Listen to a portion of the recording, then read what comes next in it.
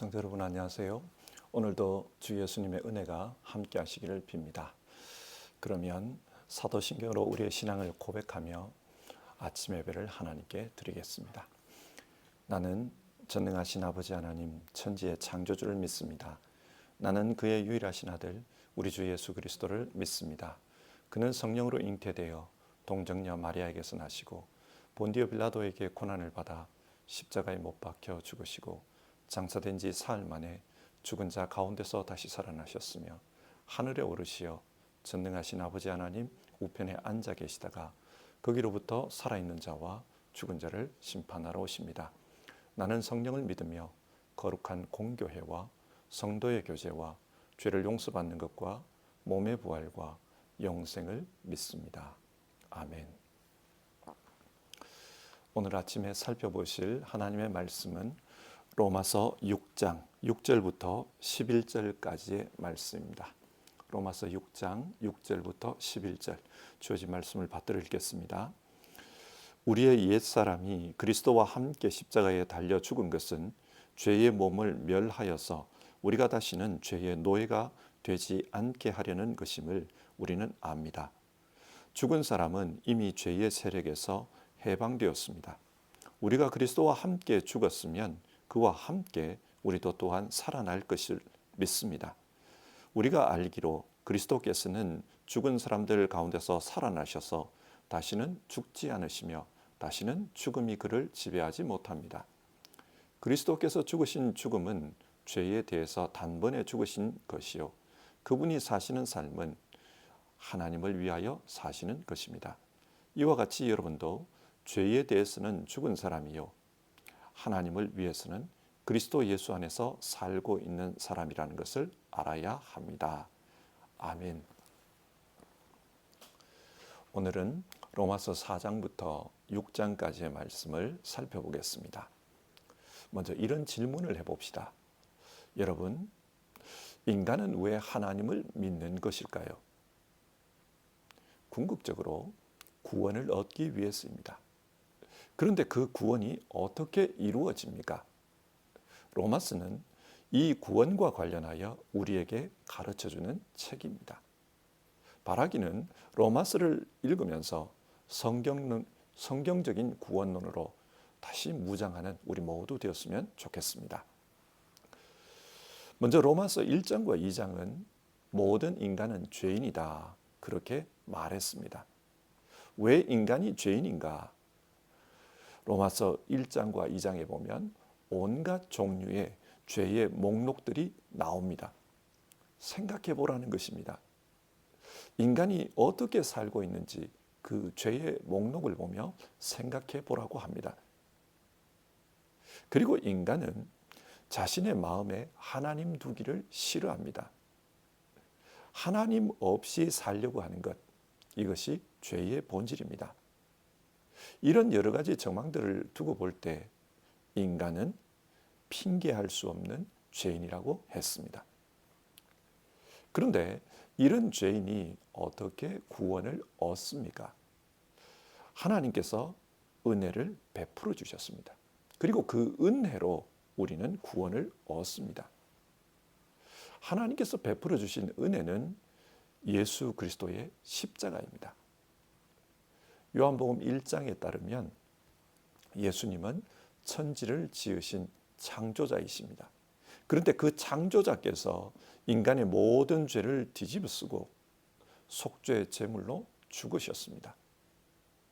이 일을 통해 인간은 하나님으로부터 죄 없다 인정받게 되었습니다. 그런데 우리의 입장에서 생각해 보면 그리스도께서 속죄 제물이 된 것은 우리의 바깥에서 이루어진 일입니다. 내가 한 것이 아니라 그리스도께서 하셨습니다. 그런데 그 그리스도의 공로가 어떻게 우리 안으로, 나의 안으로 전달됩니까? 믿음을 통했습니다. 믿음으로 말미암아 그리스도의 의가 우리에게로 전달되는 겁니다. 그렇기 때문에 예수 그리스도를 믿는 사람은 하나님께서 의롭다 그렇게 인정해 주는 것입니다. 바울의 이런 가르침은 당시 유대인들의 많은 비판을 받게 됩니다. 왜 그런가 하면 유대인들은 전통적으로 율법을 지켜야 의롭게 된다, 그렇게 생각하고 살았기 때문입니다. 내가 실제로 의를 행해야 의롭게 되는 것이지 어떻게 믿음만으로 의롭게 되는 것이냐, 유대인들은 그런 의심을 했습니다. 그래서 바울은 자신의 주장이 맞다는 것을 증명하기 위해서 믿음의 조상 아브라함을 예로 듭니다. 그것이 4장의 내용인데요. 이런 말씀이 나옵니다. 아브라함이 하나님을 믿으니 하나님께서 그를 의롭다고 여기셨다. 유대인들은 의롭다 여김을 받은 아브라함의 이 믿음을 순종으로 보았습니다. 아브라함이 하나님께 순종했기 때문에 의롭다 인정받았다는 겁니다. 그런데 여기서 순종에 대해 잘 생각해 보십시오. 순종은 사람의 행위입니다. 그러므로 행함으로 의롭게 된다고 주장하는 것입니다. 누가 순종을 행하는가? 자기입니다. 따라서 자기의 행함으로 구원을 받는다. 유대인들은 그렇게 주장했습니다. 그러나 바울은 성경이 그렇게 말하고 있지 않다, 조목조목 따집니다.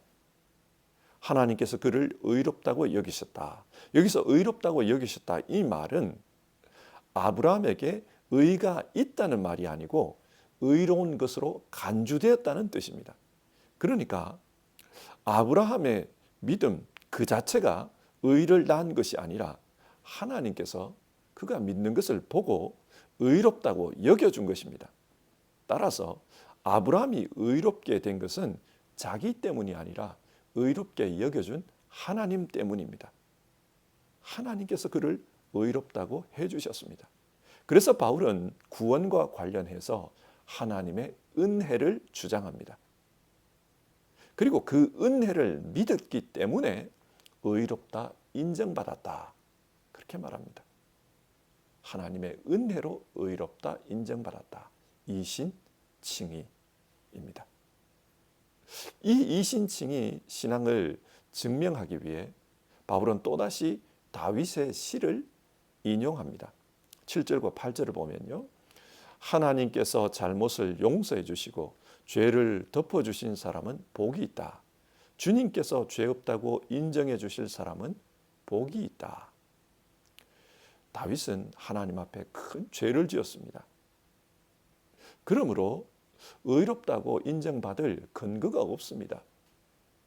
그런데 하나님께서 그를 의롭다고 해 주십니다. 이것이 은혜입니다. 우리가 믿는 복음은 바로 이 은혜로 구원을 얻는다고 가르칩니다.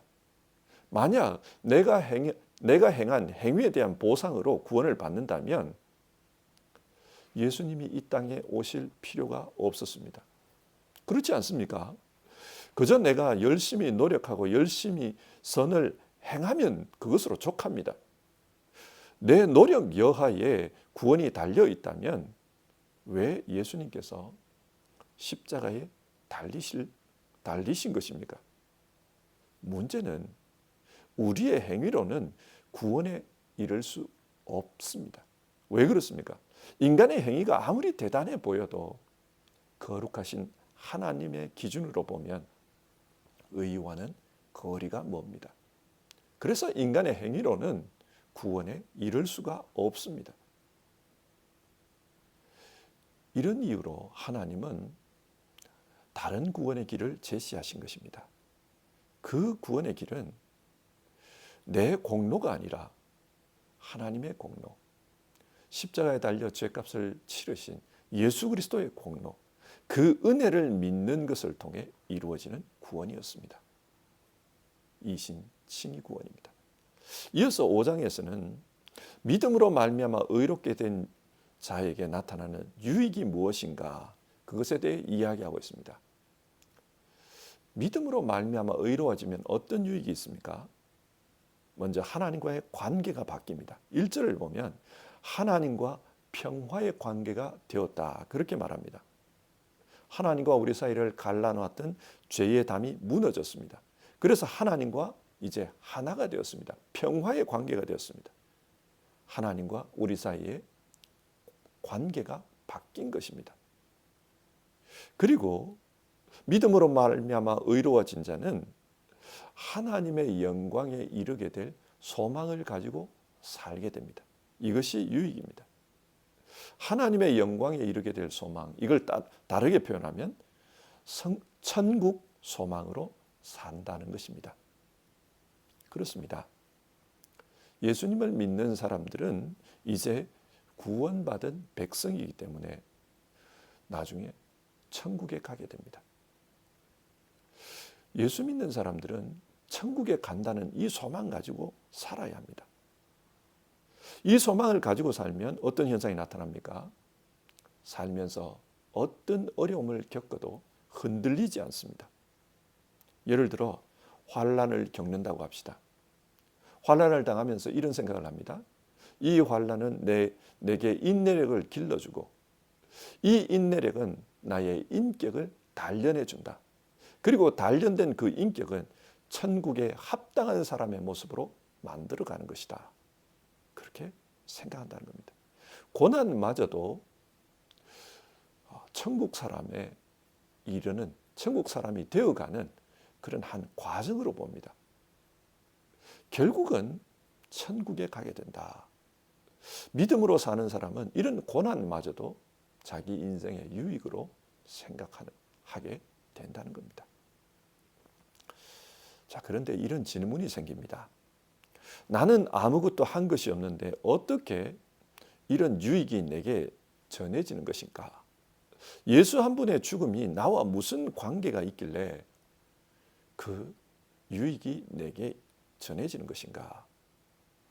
사람들은 예수님의 죽음과 나와의 관계에 대해 의심을 가질 수 있습니다. 바울은 이런 의심하는 자들에게 아담과 그리스도의 비유를 가지고 설명합니다. 여러분, 아담이 누구입니까? 아담은 창세기 2장에 나오는 태초의 인간입니다. 온 인류의 아버지입니다. 그런데 이 아담이라는 이름에 주목해 볼 필요가 있습니다. 아담이라는 말은 히브리어로 인간을 뜻합니다. 따라서 성경에 나오는 이 아담은 모든 인간의 대표자입니다. 이 대표자가 범죄했습니다. 그 말은 인간 전체가 범죄했다는 말입니다. 이런 말씀을 듣다 보면은 어떤 분들은 화가 날 것입니다. 아담이 선악과를 따먹고 범죄했지 나는 선악과를 따먹은 적이 없다. 그런데 왜 내가 죄인이 된 것인가? 아담처럼 직접 죄를 짓지 않았는데 왜 내가 죽어야만 할 죄인이 된 것인가? 그런 생각을 가질 수 있습니다.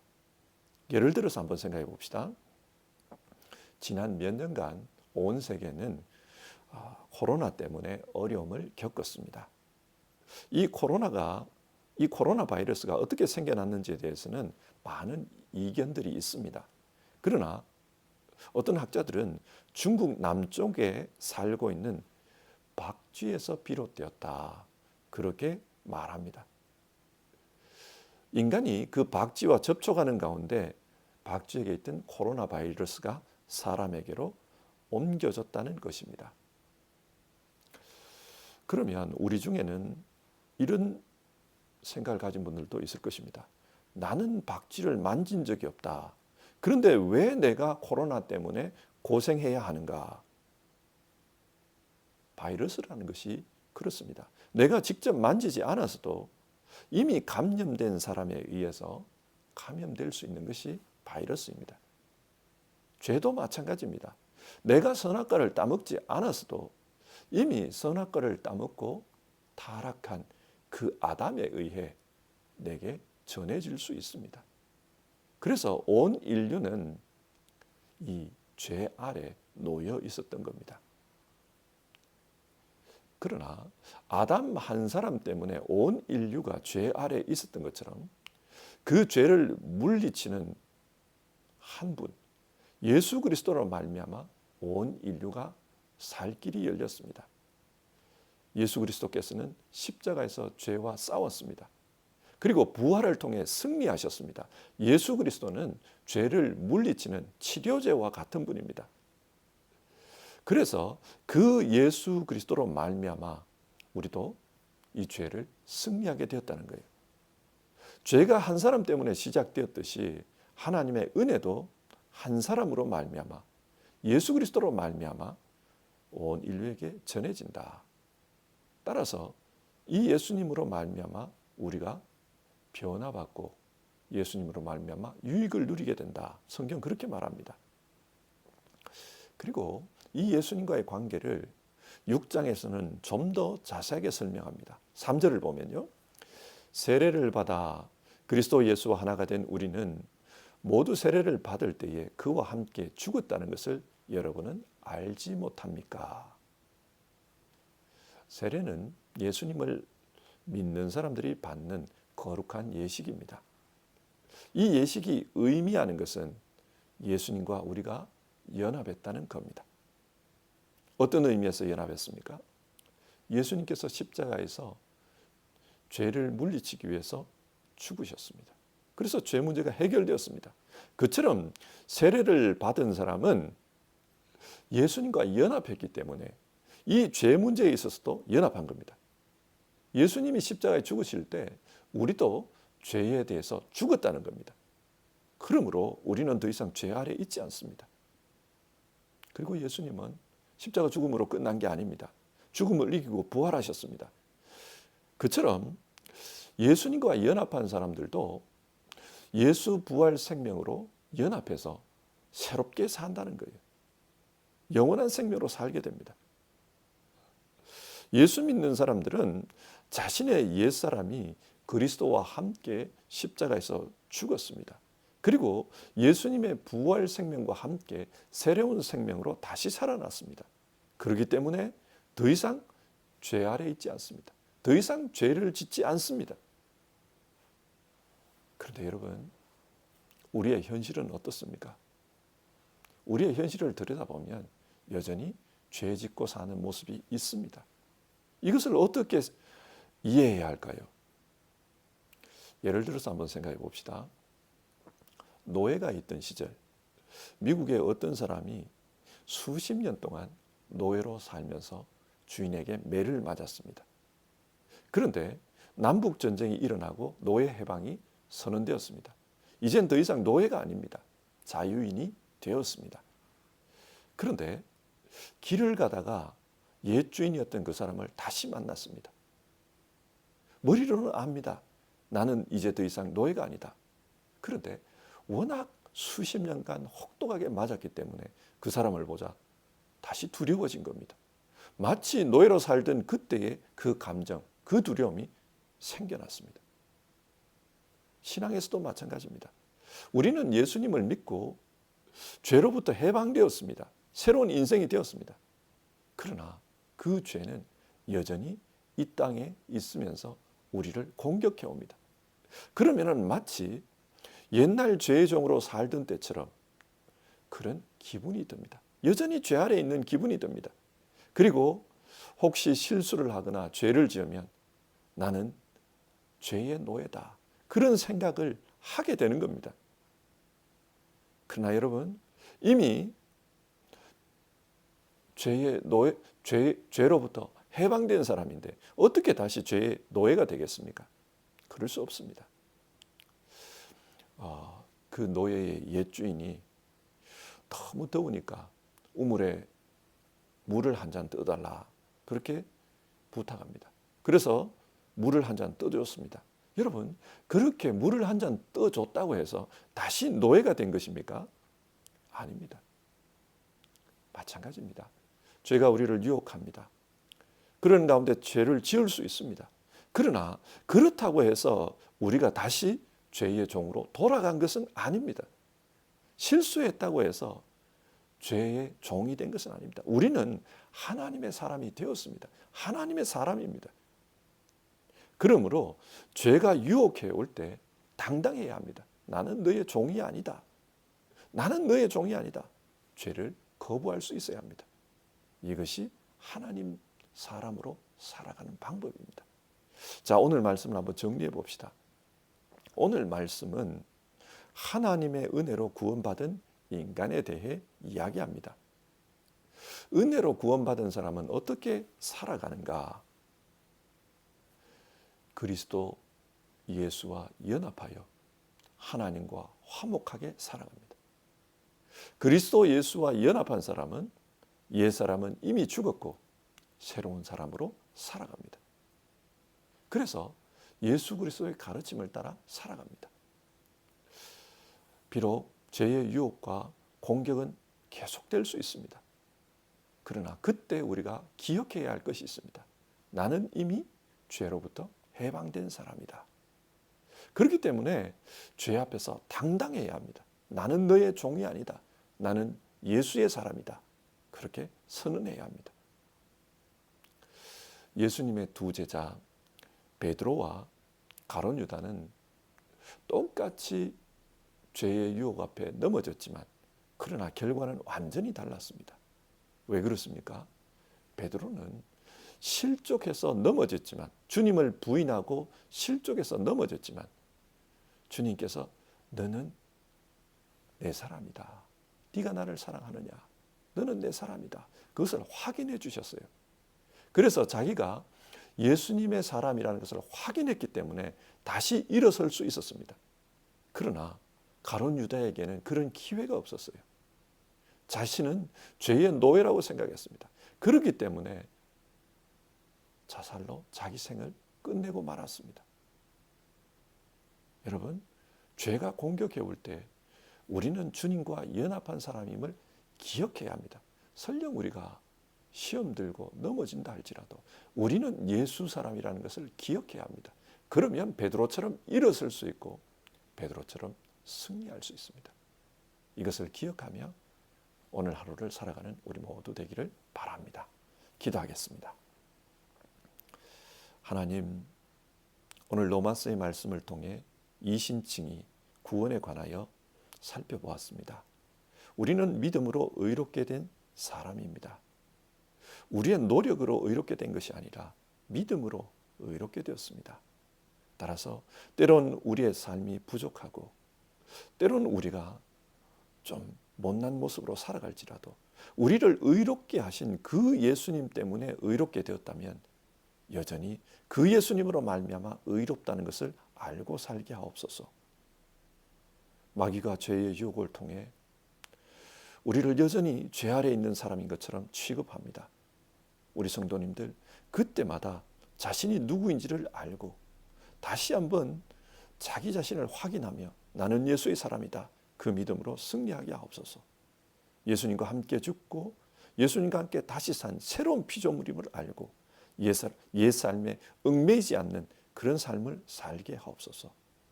오늘도 우리가 누구인지를 알고 그렇게 사는 성도님들 주님 도와주시옵소서. 은혜 가운데 살도록 도와주시옵소서. 그리고 하나님, 우리 박신자 권사님의 남편 되는 고 우베 크로이스, 하나님께서 그를 기억해 주시고 그의 영혼을 복되게 하여 주시옵소서. 그리고 슬픔을 당한 우리 박신자 권사님과 또 그 가족들을 기억해 주시고 하늘 소망의 은혜로 위로해 주시기를 간절히 바랍니다. 우리 주님 예수님의 이름으로 기도합니다. 아멘. 주님 가르쳐 주신 기도로 아침 예배를 마치겠습니다. 하늘에 계신 우리 아버지, 아버지의 이름을 거룩하게 하시며 아버지의 나라가 오게 하시며 아버지의 뜻이 하늘에서와 같이 땅에서도 이루어지게 하소서. 오늘 우리에게 일용할 양식을 주시고 우리가 우리에게 잘못한 사람을 용서하여 준 것 같이 우리 죄를 용서하여 주시고 우리를 시험에 빠지지 않게 하시고 악에서 구하소서. 나라와 권능과 영광이 영원히 아버지의 것입니다. 아멘.